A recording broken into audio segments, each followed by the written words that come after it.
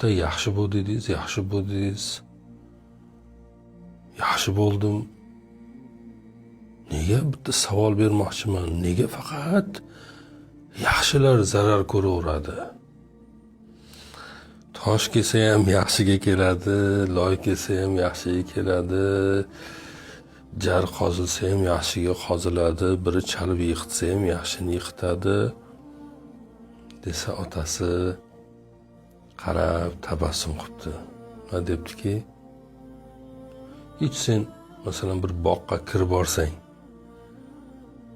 gulni yomonini uzasanmi? Mana xunuk bir gulni uzasanmi yo bir tikonli gulni uzasanmi?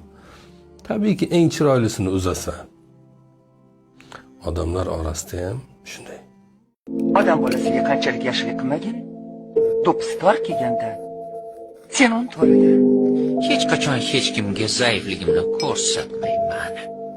Agar bir marta zaiflik qilsang, seni shunday kuch bilan uloqtirib yuboradiki, qaytib o'rningdan tura olmaysan. Sen ham, men ham, dunyodagi odamlar ham hayot bergan zarbaga chida olmaydi. U boshqalarni faqat baxtli qilishga harakat qiladi va umid qiladi, qachondir men ham baxtli bo'laman. Aslida bo'lmaydi. O'shaning uchun bizni o'sha bolaligimizdagi travmalar yoki hayotimizda bo'lgan travmalarni ta'sirida biz hassos, nozik qalb biriga, hislari juda nozik biriga aylanib qolamiz va atrofimizga yomonlik qila olmaydigan bo'lib qolamiz. O'shaning uchun iztiroblar insonlarni go'zallashtiradi deyilgan shu. U odam juda sof bo'lib ketadi iztirobini ta'sirida. Dostoyevskiyning bir gapi bor. Kim chiroyli, kimni tabassumi chiroyli bo'lsa, uni qalbi juda go'zaldir deydi.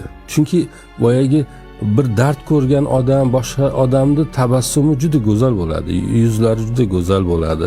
Ya'ni bundan kelib chiqib aytadigan bo'lsak, odamlar boshqalarga baxt ulashgani uchun o'zi baxtsiz bo'lmaydi. Ko'pincha baxtsiz odamlar baxt ulashishni istaydi.